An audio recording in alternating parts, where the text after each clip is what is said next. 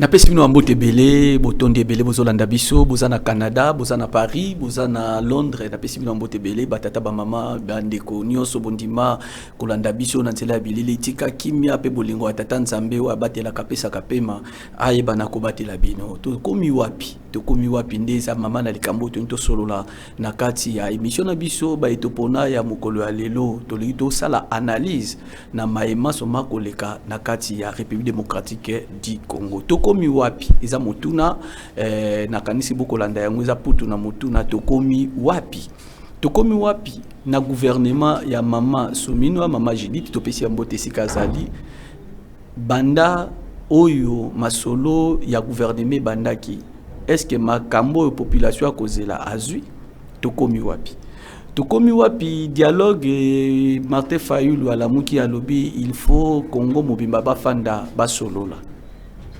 tofanda to solola dialogue est-ce que c'est important na moment oyo to pesa importante to ko solola yango pe to ko bwaka lisu na ngambo ya ba ekelesi to na kamba ya matali ba église sommet ezoko bongisama ba bengi yango sommet ya unité pendant que église a déchiré to ko solola yango na ko solola yango na nani nazana ye na ebiki bolinga ke mingi alobaka tellement très bien. C'est un homme vraiment oyo dans la politique de la République démocratique du Congo image pour ko bosana ka yangote azarana biso pe azana parti politique ya munene oto bengi na kombo ya 111 naye ensemble de toko solola yango wana ezali bongo papa na biso Zakari Mabika 111 mbote na ndeko Richard. Bonne santé. Oui, ça va. Bino vous allez bien. Très bien. 111, ça va? Ça va.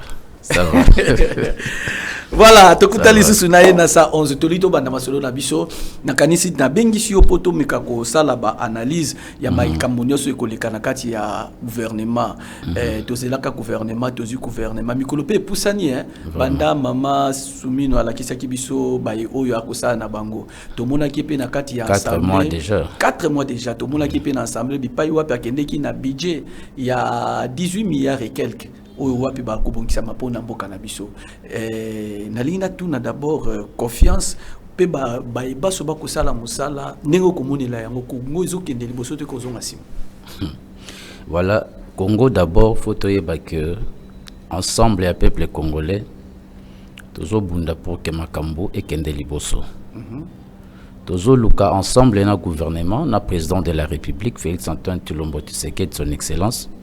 Tout ça de sorte que makambo ekende liboso mais boyebi ba ina Congo kala banguna mboka oyo voilà ba dongolo misu voilà bangonde baza koluka te mboka na biso ya avancé mais biso tozo bunda pour que Congo ekende liboso petoti que la génération koya na sima na biso Congo moko prospère pe na avenir mon meilleur. Très bien. Par rapport il y a nakozongso na makambo gouvernement mais par rapport il y a budget il y a 18 milliards et quelques. Est-ce que ça peut mal bosoter tout dans un budget wana et toyeba ki na gouvernement il ka ki asamba je crois bien asamba le compte ils ala ki pe na ba monta wana est-ce que 16 milliards mais le tout ça na 18 milliards est-ce que congolais a se retrouver congolais le problème ezali eza nango kutu likambo ba chiffre te eza likambo ya respect ya ba responsabilité o ba pesi mutu na mutu eza likambo ba chiffre te to ko pesa n'importe quel chiffre mais soki ba yo baza ko kamba ba yebi ko respecter même ba chiffre ba lobité peuple a toujours na difficulté neti biso toza sur le terrain tozo ça la politique toza sur le terrain tozo comprendre réalité belé parce que toko lukabato baza pembia na mokonza mboka baza la ba vrai compatriote pe bato ba ko soutenir vision chef de l'État parce que chef de l'État pesi bango confiance toza na plus de 108 millions de Congolais mais na kata 108 millions de Congolais et mokonza mboka bimisa 54 personnes à kata 108 personnes 108 millions 54 apamba babimi pour batambusa 108 millions c'est-à-dire mokonza pesi bino confiance alors na retour faut besoin que c'est les confiance à pesi bino parce que mokonzi ya mboka akoki kosimba bisika nyonso te yango wana poni baye oyo ya kotambola na bango na choix wana ya 54 ministre 54 ministre otango otalaka bango otango otala bango komona bango est-ce que okondimaki na kati na bango eza na ba oyo baza na baza pena na lolenge ya kosalela pena bakotindika kongo kende liboso? Bien sûr oui toza na basali ya kitoko baza na kati na kati ya bleu ivre pezalaka mais toza na basali baza na comportement ya bleu bamso baza na comportement ya ivre. Alors mokonzi ya mboka esengela détecter bango noki po a déraciner bango avant que ba bota misisa makasi wana ba ivre quoi, mais ba bleu faut ko protéger bango. Ah, tout ça na ba ivre na ba bleu yo ina makamba Bible ouais. Mais est-ce que vous dit que politique quoi tant la Bible est vous allez inspirer? Très bien. Parce que Bible est un livre moko za na politique makasi. Parce qu'on a fait na bando tout no ba ivre za banani ba bleu za banani mais na olinga na pesoka ba tableau na pambate tant na ko tala lelo na kati ya gouvernement 54. Est-ce que vous permettre en cette idée na nga ya politique na zoloba Bible est un livre politique? Pourquoi? Parce que ngana sali droit na sali sciences politiques et relations internationales. Très bien. Na tangi ba livre ya politique. Ozomona. Na tangi ba livre ya droit, na tangi ba livre ya diplomatie. Mais na ko kuta tous les systèmes wana diplomatique, droit, politique, c'est dans la Bible. Au kuta na kati ya Bible c'est un livre de roi. Ils ont parlé sur la politique, gouvernance. Au kuta na kati ya politique na Bible ba livre de juges. Ils ont qui ça droit. Au kuta la Bible répondant déjà. Et répondant à ma communion, donc un vrai politique doit lire la Bible. Très bien. 54 ministres. Ba kombo koyokana na terrain. Lelo kombo koyokana na terrain. So na lobino salela ngai opesa ngai ya na mutuna oyo.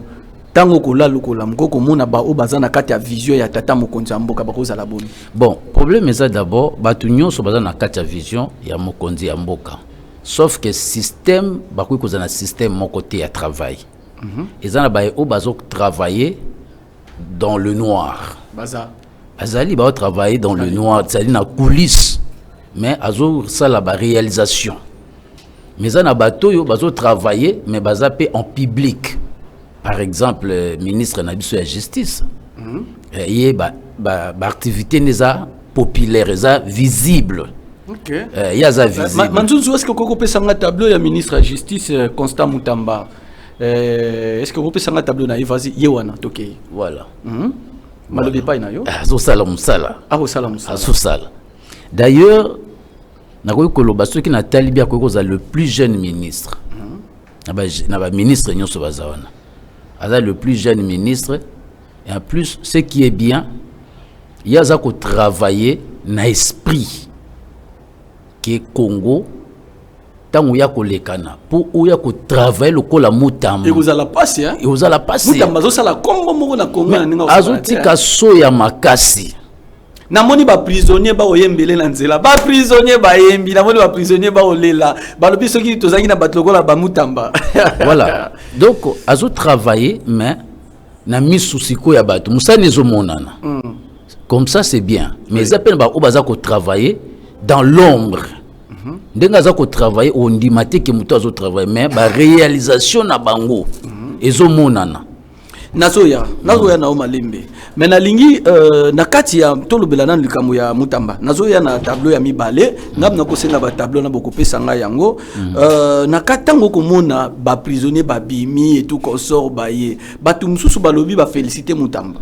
Batu mususu ba biote papa Constant Mutamba ko sala malamu te pambate nenga bimisi batu tala ba prisonnier na moni ba utaki makala ba ko bima batande ba ko sepela. Mais batu mususu balobi o ezape ko chabiso na insécurité pambate nenge ba ko bima wana baké lisusu kulune kozonga makasi insécurité kozonga makasi tango babimisi bango ba préparer bango te ko lobani prisonnier ba préparer nini parce qu'ils sont déjà na prison tango ministre jugé bon abimisa ba prisonnier azaye mokote pembeni na yaza pe na ministre ya intérieur ou yaza ko diriger la police ce qui ministre de justice a posé acte et que ba prisonnier ba bimi. Il faut le reste ba ministre Mutamba loboko na pas pour protéger action oyo salami. Ce n'est pas à lui abanda kolandela bon parce que ça problème a suivi. Tant bato na babimi donc mutu mutasa musala na ye. Mutu face à la population, bazo sala pour la population. Na niveau ya mutamba asali lo kwa ko sala. C'est très bien parce que prison na biso comme qui tellement débordé, inondé, bazo bakisa bato mais bato babima kate. Parce que bato babimi baza ba condamné à mort. Bazaki bato ba ko piriger ba. Ba musuku bazé na ba dossier té, musuku to la faute dossier. Musuku sa lo ba sona ka na mwasi na ya se retrouver na prison. Abeti 6 mois, abeti nani, abeti 3 ans. Dossier ba ko kata pe ba bengisi bato ba fandisi ba yokesi. Mais le quoi muso lobi, je vais te faire vivre le calvaire, c'est quoi? Donc ati mutaki prison pour muso za ki na influence likola muninga. Siko eloko ndingo na soki ministre ya zongi sai bon, to bandela siko ya zéro bato abimite. Mutu mabe akosala kama be akozonga na nini na prison ministre abimisa kio mais on se retrouve à ndenge nini donc tu es le méchant mais en attendant prison ekota mpepe poumon ya prison pema parce que papa batu mingi même batu belé bazo loba wana nan bakenda prison terre bakendo tala ka ba prisonnier donc bakina ba condition moko impossible nakozo pepa na yo naza d'accord na manzunzu na la question ministre moko apparemment façon na ye esaleli musala na façon oyo ya maîtrise na ye na ebita soki okolobela yango nini pesa ngai tableau ya Guy Luando Mboyo bimisela ngai tableau photo ya Guy Luando nakoki komona yango oyebi Guy Luando Mboyo. C'est un ministre. Eh bien, le roi ministre, voilà, il est là. Il est là. Ok. Tant que la tableau, on a le bani pour naï. D'abord, c'est un jeune ministre. Azana charisme. C'est un homme d'État. Guy Luando Mboyo, c'est un homme d'État. Le système né à travail, moi je pense que ceux qui qui ministre équatorien. Baiko travail lokola la Guy Luando lelo oyo nde mboka na biso na domaine na niveau ya Équateur toujours développement ya makasi.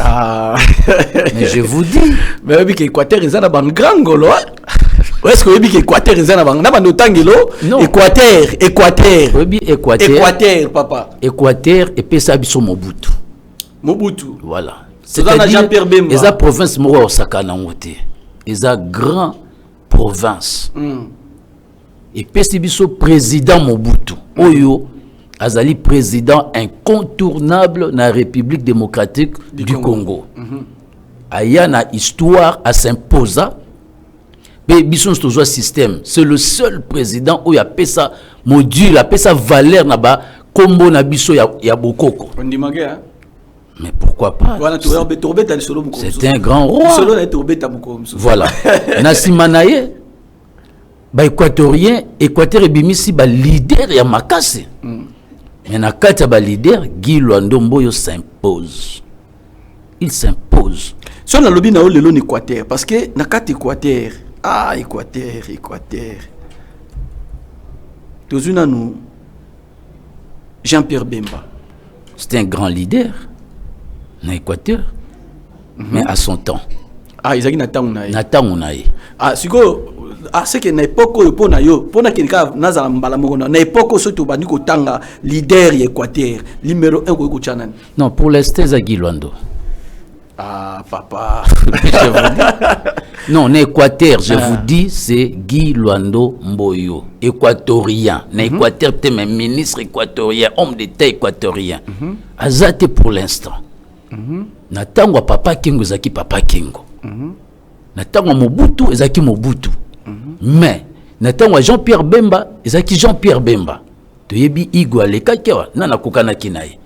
Mais lelo to mata to kita c'est Guy Luando Mboyo. C'est lui le leader. Oui, bien sûr. Même si peut-être bazotal jeune par rapport à leader mais il s'impose. Mais Guy Luando yo kanakate, Guy Luando yo kanate, mais attention. C'est dit à quoi pendant que yo bimise non, attention. Manière il y a travail à Guy Luando Mboyo, nesio bazo travailler na silence. Mayo zo sala makelele et kanisa teke eleki mayo efandi kimia na mozindo boye na bablo to meka total roye ba profondeur mai msuko sa makelele mezana ngo mozindo te mais msuso moni efandi kimia motelo koloke za na ngando eza na ngubu eza bilo makasi na kati Gilwando travail namonaki j'ai raté mazuzu fala peso image wana namonaki musala Gilwando asali ni Équateur apesi stade boko ya qualité apesi stade na rang naye apesi stade en tout cas ça c'est bravo hein na beteli ministre Gilwando maboko pambate musala na pena to ningi yango azana ba action bela zo sala ezaka na Équateur te Gilwando il est partout ngasi ko nazolo bateki azo sa na Équateur parce que dossier Équateur faut que tout na gouverneur na Équateur mais Gilwando est un ministre national mais atali quand même place à outil et à Équateur à quoi il parce que la charité bien ordonnée commence par soi-même Ken Équateur a posé acte non senga Gilwando et loko asali na Équateur atambola na ba province nyonso ça aussi hein vraiment merci merci pas maté to mona bilo mzuzo mona muta sali kaka asuki kaka to na province na to neti bon c'est la télé on doit dire des choses vraies to kaka ono papa na biso matata pono kuna za leader asala ebele mais tango ko yana Kinshasa wa image yo batu batikala na ngopo na le problème est ceci batu bakate tant on a nommé ministre national c'est-à-dire on a un espace de travail na Congo Mobimba dans un champ d'action na yo na Congo Mobimba très bien donc puissance aux en Équateur par exemple son excellence Gilwando c'est le même puissance à on a Kinshasa c'est le même puissance à on a Bandundu c'est le même puissance à on a Kasai donc makambo a sali na Équateur ko ça on a ba province nyonso lo ba ke yep na kotisi penza afandeli penda vision ya tata mokonzi mboka ko bien sûr est-ce que yoki Gilwando na ba critique ko ba bazo bimisaka un tel a détourné un tel a non. C'est un monsieur qui se côté aussi ça va de ce côté là. C'est un monsieur qui se respecte. Gilwando se respecte. Puis azana conflit dans l'état ni na ba institution ni na ba collègue na ministre. C'est un homme généreux. Très bien.